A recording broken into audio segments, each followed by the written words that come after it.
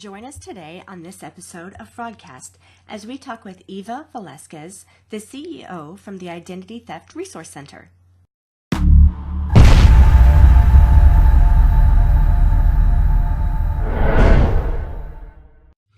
Hello, fellow fraud fighters. I'm your host, Alexis C for FraudCast. Today we're talking with Eva Velasquez, the CEO of the Identity Theft Resource Center. Hello, Eva. Good morning. Thank you so much for covering this important topic. I'm excited to be here. My pleasure. Most of you don't know that Eva and I recently met at the ACFE National Conference or the annual conference in Nashville, Tennessee. And I really wanted to bring Eva on the show because she is so passionate about identity theft. And it is just amazing. So Eva, can you tell me, why are you so passionate about this topic? This is a little bit of a walk down memory lane, but I started my career in economic crimes and fraud with the San Diego District Attorney's Office. So I was out there trying to get that justice and go get the bad guy. I spent 21 years at the DA's office, the last 11 in economic crimes. And one of the things that I encountered was really a lack of resources and frankly a lack of understanding about the impact that financial crimes have on its victims. We tend to segment out, violent crime is absolutely the worst thing that can happen to someone. And I'm not going to argue that point. I agree with that. But financial crimes really took this back seat. And I was watching people dealing with victims who were truly devastated. Emotionally, financially, they were looking at a really bleak future, and there was very little compassion and empowerment for these folks. And when I shifted over more into the consumer and victim services area, which I've been in for about the last 10 years, 5 years here at the ITRC, it just really felt like the right thing to do. And when I see people, and we have surveys and studies that show this feeling of powerlessness and helplessness that is pervasive with this crime, and even some guilt, because a lot of times with financial crimes, you are the kind of the weakest link when you either provide information or overshare.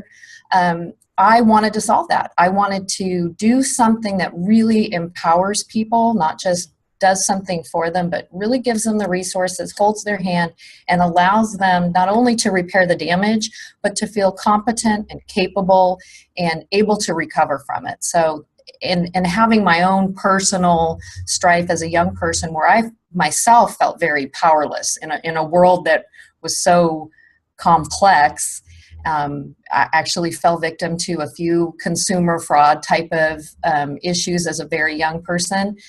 I want to change that, and I can relate to how people are feeling when they call our call center. Outstanding. So help me understand, what is the scope of identity theft? Depending on the survey that you see, it's in the tens of millions. And there are several very reliable organizations that do research on this topic. Some are saying it's about 15 million a year.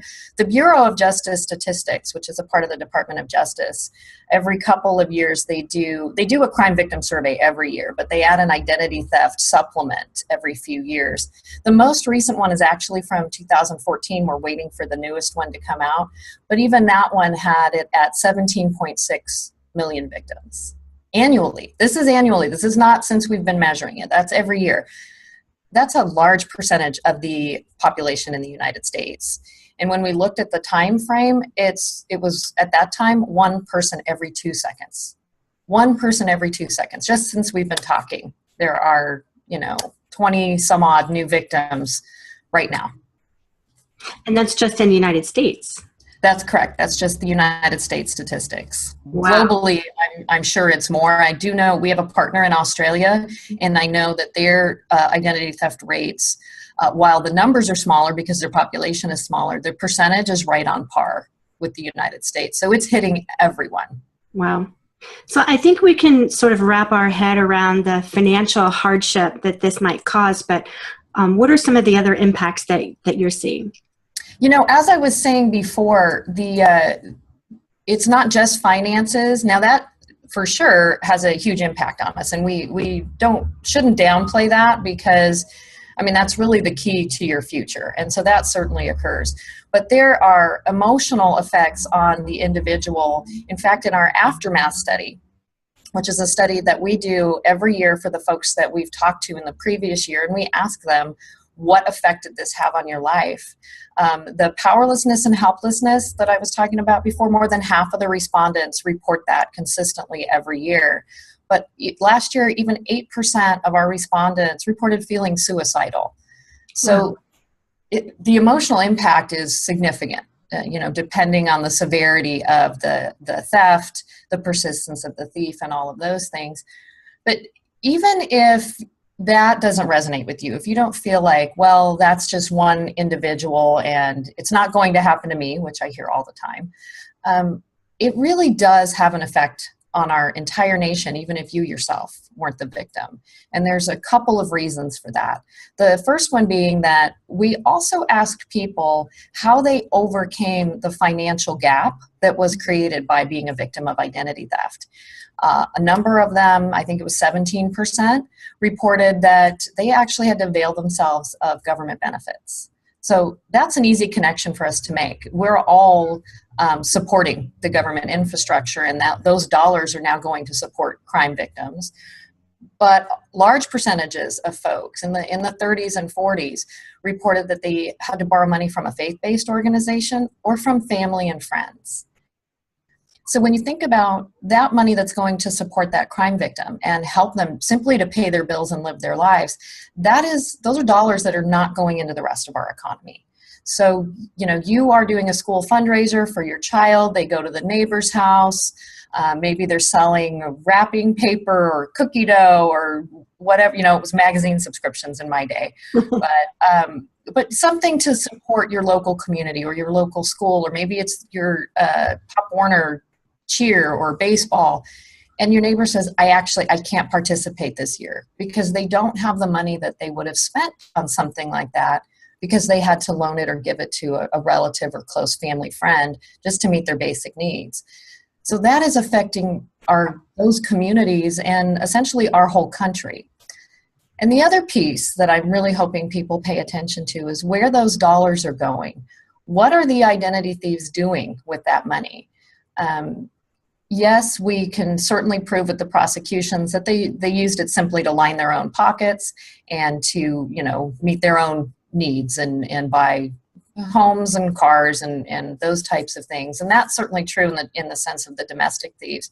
But the thieves that are stealing the money from other countries, I've talked to a number of experts, I've seen the research, they're tracing the money back. Those proceeds are going to fund things like human trafficking and terrorism. And we all care about that. So if you think about that impact that it's having, the violence, the wreaking havoc, not just in those other countries, but then it's coming back here and affecting the United States, I think that's a reason that everyone can and should care about identity theft and the victims, and again, where that money's going. How do you work with victims to alleviate some of these burdens? So the Identity Theft Resource Center was founded in 1999 by a woman, her name was Linda Foley, and she was a victim herself of identity theft. Her employer actually stole her identity. And at the time, in the mid-90s, we really didn't have a name for this. We didn't know what it was, and she was treated like a criminal. So she herself had to wade through this whole process and decided that she needed to share that information with other people. And to this day, our mission remains the same. We are going to give direct one-on-one services to victims of identity theft. And we do that through our toll-free call center. We have a live chat feature on our website. And we do a lot of educational outreach as well, because what we've learned over time is that it's not just the current victims that we want to help. We want to stop the incident rate of identity theft. And so really getting out there and educating people on how to minimize the risk, what the red flags are, how to detect it early, and just how to operate in this space where managing your identity has really become a part of your own personal safety. We have new content on our website every day on topics of interest. We have a weekly email blast that we send out. It's really quick. It just covers one topic to kind of give you the framework of what it is we're talking about, and then a quick tip on how to minimize your risk. And that is all available for free to the public 24/7. You know, another reason that I wanted to do this interview with you is that I constantly get calls that people are victims of identity theft. And, you know, Fraud Doctor in my firm, we handle, you know, pretty much everything else except for this topic having to do with fraud. And I really had nowhere to send people. I had nowhere that I could say, here's a resource where you can go to get some help or some information, or people that will care about what's going on with you. Right? And I was so excited to meet you at the conference, because now after this episode, I have somewhere to send those people when they come to me. Can you give me an example of a victim that you have helped recently so that people can identify with that? So our call center receives between 1,000 and 1,300 calls per month. And the advisors, I think it's important for anyone listening to realize that the advisors themselves, most of them have themselves been victims. So they understand the feelings and that feeling of helplessness. And we're often, they tell me it's, you know, part psychology, because they need to really counsel people to calm down and realize that they can handle this themselves. They don't have to hire a lawyer. They don't necessarily need to get a professional to do a lot of this work for them. And the victims now, they do run the gamut. We get a lot more calls on scams and fraud. People who've got maybe a scam phone call and they're not sure. They did give away some information and they're not sure. One of the recent ones that actually was an interesting case, it was a scam call. It was not an identity theft issue per se, although this gentleman did give out enough of his personal information that he's at risk for future identity theft. The issue that sparked him calling us was that he fell for the grandparent scam and actually lost $4,000 sending it to the thieves. What I found interesting about it was that he had to work very, very hard to go purchase $4,000 worth of iTunes gift cards, because the first two retailers that he went to would not sell them to him. I'm not going to name the retailers that didn't and the one that did, because I think that defeats the purpose. But I feel really strongly that when it comes to these types of scams and fraud, we were able to help this gentleman. We gave him a remediation plan. He is in our, he has an advisor assigned to him, so he can call back anytime he needs to get more information about, you know, anything that's coming to him, whether it's collection notices or he has a question on how to read his credit reports. So we are providing that support. But I'm also really proud of the retail community. It wasn't easy for him to fall victim to this scam. Two other organizations said, hey, wait a minute, why do you need this amount of iTunes gift cards in these specific denominations? You don't necessarily look like a business owner. What do you need this for? And they wouldn't sell it to him. So I would encourage everybody to, really, it does take a village to stop fraud. So I would encourage everybody to ask those questions when they see something amiss, even if you're the person at the checkout counter behind the person trying to buy it. To just kind of, it's okay, be a little nosy. Be like, you know, you all right there? Do you? How are you going to pay a bill? You know, and it's the currency that the fraudsters love. They love gift cards and they love wire transfers. So that should be a big red flag whenever you're asked to pay in that manner. Sure, there are legitimate times when those services are needed and necessary and useful, but not when your grandson is in jail in a foreign country. Sending iTunes gift cards to get him out of jail, probably a scam. Right. Absolutely. So it sounds like you're tracking various different kinds of themes and different kinds of scams to be able to help educate the public about this. You know, what else can we do on the prevention side? What can we do to increase awareness? You know, I think the biggest factor there is really understanding the role that your identity now plays in your overall health. I talk about things like practicing good identity hygiene, and that it's taking care of your identity is really part of taking care of yourself. And we need to have a conversation as a nation about the importance of that. And, we took, back in my day, we took personal safety classes, and it was don't walk down that dark alley alone at night. And if you're in your car by yourself and have to go to the mall, you park under a light or you park close to an entrance. And we had all these physical safety things that we would do just to sort of make us not be the low-hanging fruit. And it's exactly the same with your identity, because now with the ubiquitousness of online transactions and our desire for that convenience, it is very, very easy for the thieves to devastate you without ever leaving their house. And you don't even have to leave your house.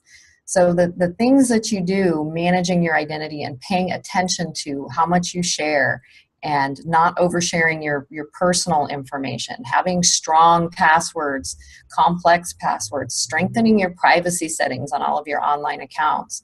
Just essentially, if you're going to avail yourself of the convenient services that you can get online and on your mobile device, then avail yourself of the security services that are available out there. They exist. You just have to ask your financial institution or your credit card issuer or whoever it is that you're doing business with, hey, how are you protecting me from fraud? And what are those security measures that I can personally take? Sometimes it's as easy as getting notifications from your bank saying, yes, please send me a text message every time my account is accessed so that you know right away if someone's in there and it's not you. That's an excellent point. As a consultant, I'm often inside organizations, and we have those conversations about fraud risk and risk management and things like that. And a lot of that conversation is what is the organization at risk for themselves? But it sounds like we need to take one step further and say, and by the way, how can we help protect our customers? Is there something in our process that we can do to help protect our customers and our clients so that they don't fall victim to these kinds of things as well? It's almost like I see from this conversation that perhaps we have an obligation to help them take that one next step. I would agree with you. And, don't forget the employees. Your employees are your internal customers. And businesses certainly need to assess risk and ensure that the organization is protected. But your employees are a valuable asset. And I have gone out in the nonprofit community to have conversations with other nonprofits about good cybersecurity hygiene and protecting their valuable data. And inevitably, I always hear from a handful of people, they go, well, who would want my data? It's not value. I don't collect anything that is of value. And then I have to ask them, well, do you have employees? Of course, they say yes. And I say, that's a treasure trove. And right now with the CEO spear phishing, that has just escalated over the last 2 years, the thieves know that we, especially small to medium businesses, they just don't have a process in place to deal with those types of requests. And so they very easily are getting access to employee data, which they then use to commit a whole host of crimes. Most commonly, it's tax and government benefits identity theft.